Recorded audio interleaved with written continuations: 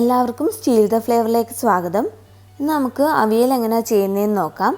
ഇതിൽ ചേർക്കാൻ വേണ്ടിയിട്ട് ഞാനൊരു മുരിങ്ങയ്ക്ക എടുത്തിട്ടുണ്ട്, 3 അച്ചിങ്ങ പയർ, 2 വഴുതനങ്ങ, ഒരു ചെറിയ പീസ് പടവലം, ഒരു വലിയ ക്യാരറ്റിൻ്റെ പകുതി, ഒരു പച്ചക്കായ, ഒരു പീസ് വെള്ളരിക്ക, ഒരു ചെറിയ പീസ് ചേന എടുക്കുമ്പോൾ ലൈറ്റ് കളറായിട്ടുള്ള ചേന എടുക്കാൻ ശ്രദ്ധിക്കണം. അങ്ങനത്തെ ചേനയായിരിക്കും പെട്ടെന്ന് വെന്ത് കിട്ടുന്നത്. പിന്നെ ഒരു 3 പച്ചമുളക് എടുത്തിട്ടുണ്ട്. പിന്നെ നമ്മൾ ചേന എടുക്കുമ്പോൾ ചൊറിയുന്നതാണോ എന്ന് നോക്കിയിട്ട് വേണം എടുക്കാൻ. ആദ്യം ചെറിയൊരു പീസ് ചേനയൊന്ന് വേവിച്ചിട്ട് കഴിച്ചു നോക്കുക.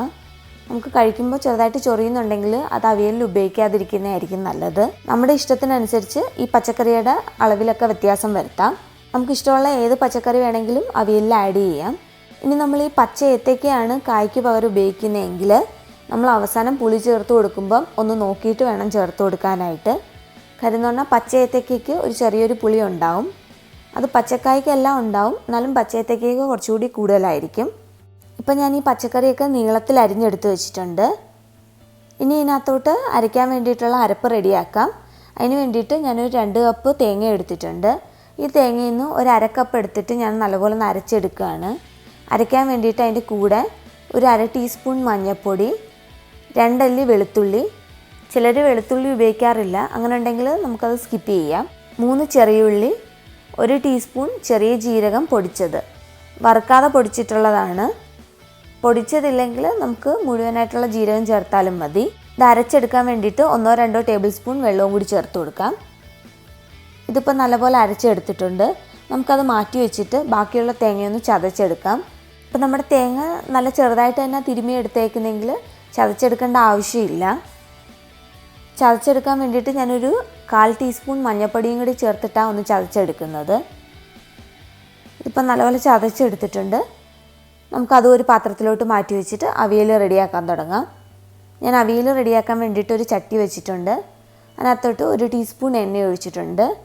എണ്ണ ചൂടായി വന്നിട്ടുണ്ട്. ഇതിനകത്തോട്ട് നമ്മൾ എടുത്തു വെച്ചേക്കുന്ന പച്ചക്കറിയൊക്കെ ചേർത്ത് കൊടുക്കാം. അതിൻ്റെ കൂടെ തന്നെ കുറച്ച് കറിവേപ്പിലയും ആവശ്യത്തിനുള്ള ഉപ്പും കൂടി ചേർത്ത് കൊടുത്ത് നല്ലപോലെ ഒന്ന് മിക്സ് ചെയ്യണം. മിക്സ് ചെയ്യുമ്പോൾ എണ്ണ എല്ലാ ഭാഗത്തും എത്തുന്ന പോലെ വേണം മിക്സ് ചെയ്യാനായിട്ട്. ഇതിനകത്തോട്ട് ഒരു 1/4 ടീസ്പൂൺ മഞ്ഞൾപ്പൊടിയും കൂടി ചേർത്ത് കൊടുക്കാം. ആ പച്ചക്കറിക്ക് ഒരു കളർ കിട്ടാൻ വേണ്ടിയിട്ടാണ്. ഇനി നമുക്കിത് കുറച്ച് നേരം മൂടി വെക്കാം.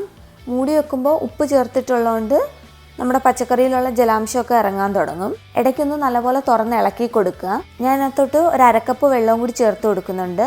നമ്മൾ ചട്ടിയൊക്കെ ആയതുകൊണ്ട് അടി പിടിക്കാതിരിക്കാനാണ് അങ്ങനെ ചെയ്യുന്നത്. നോൺ സ്റ്റിക്ക് ആണെങ്കിൽ വെള്ളം ഒഴിക്കാതെ തന്നെ നമുക്ക് വേവിച്ചെടുക്കാം.